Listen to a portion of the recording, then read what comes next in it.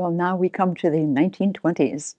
Excellent. Well, I have to say, of all the things on the table, which are all very interesting, I am incredibly drawn to this first edition Labat Regional Anesthesia textbook, because I do know that he actually has signed this, and I think the total regional geek in me thinks that this is like the coolest thing ever. He signed it to Dr. William J. Mayo, and he had sent this from New York. So this was after he left Mayo and moved to Bellevue in New York. But a lot of people don't realize that he was brought over to the United States from France and came to the Mayo Clinic. And much of this textbook was written while he was at the Mayo Clinic, which of course is very interesting to me, given that I have spent my entire career at the Mayo Clinic. Yeah, tell me more about this. How did you end up getting this? Whose was it? This particular one, I'm afraid, other than knowing it was once owned by Dr. Mayo, we don't have the provenance, which is very disappointing because it's such an important copy for us. Yeah. What I can tell you is a little bit more about how the book came to be. Dr. Labat was working in France with a surgeon Pochet who had written a textbook about regional anesthesia. And Labat was so good as an assistant that he actually came to co-write the next edition of Pochet's book, which was when the Mayo brothers went over and said, we want you to come here. So they specifically asked him to write this textbook for the United States and sponsored his work doing that. There's some controversy about whether he cribbed too much from Pochet's book. It's very similar, uses pretty much the same illustrations even, but there are significant differences. One of the things that I find interesting is that a difference between his book and Pochet's is that he recommends that the doctors talk to the patient. Yeah, that's very interesting. Yeah. Nice concept.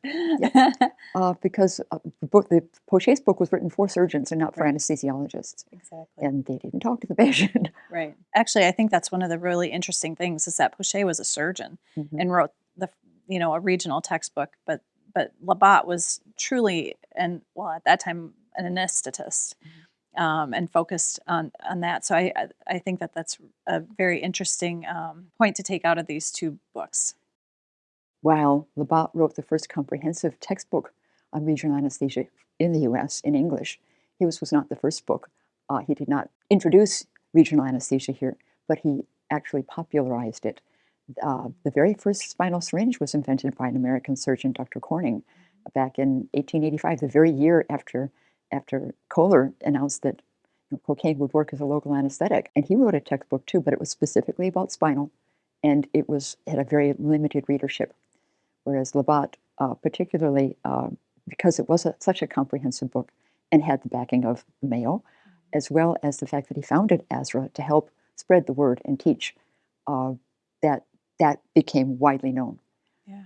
So even the ASRA of 100 years ago was created to teach and to spread the knowledge, which is essentially the thing that we're most proud of yet still today. So, well, as you mentioned, 1923 was the year this came out. It's also the year that he issued his, or put on the market, his particular spinal syringe kit. We called it the spinal anesthesia outfit, and that's what you're holding now. That's a typical glass syringe of the time. And then Judy wants me to be very careful with these needles. I assured her that I do this every day. So very similar to today is that, there's the outer covering, there's the needle itself, and then there's the stylet. I find it fascinating to look at how similar these are to what we use every day. To me, they look definitely a cutting needle, but hard to say for sure. But again, same stylet, the needle, and then I would assume this is the introducer, which is actually, oh no, this is another smaller needle. I don't know what you would use this one for. I wonder what that was used for. It is very short. Yeah. Maybe peds, maybe. I don't know. For a very small patient, yes. Maybe. This is really interesting to me that these look so similar to what we use today. The other thing that I'm struck by is how incredibly heavy this is.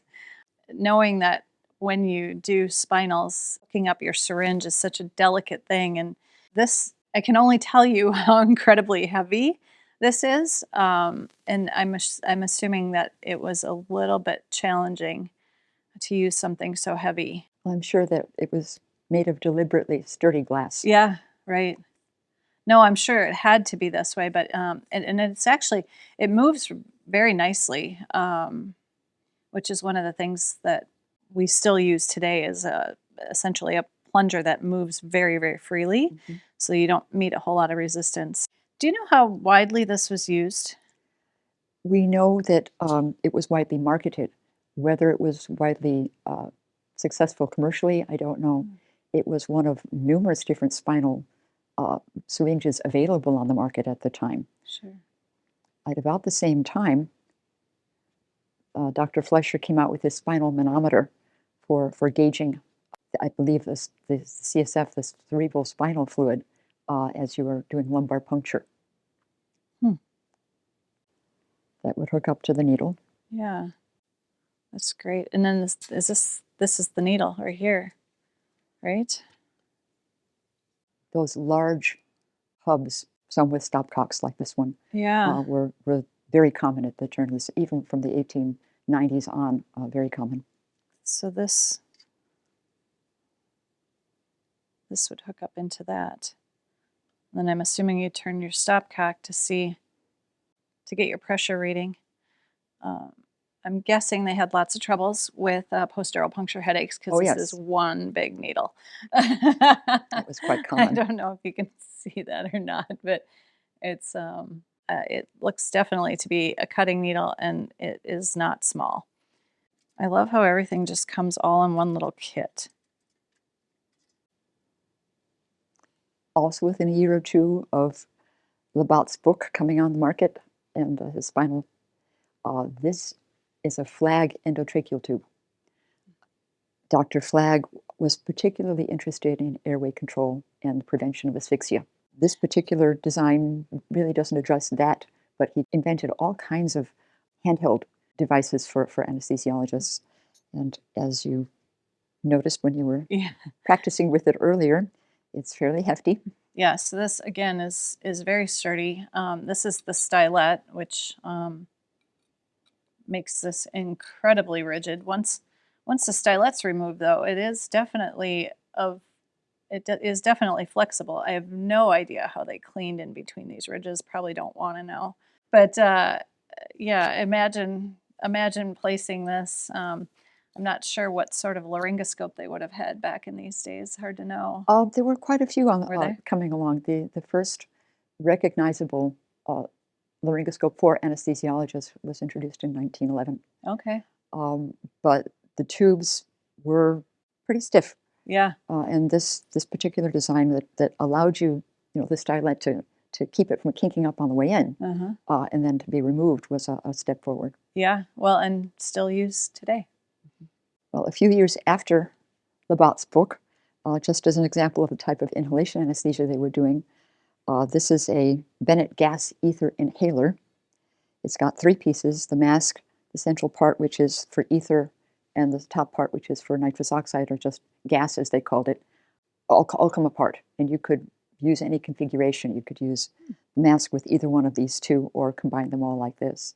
And this was a little fancier than the average, but the idea of having a cylinder or some kind of a container for the liquid ether and a mask that was solid like this was very much typical of the time, from the teens and the 20s.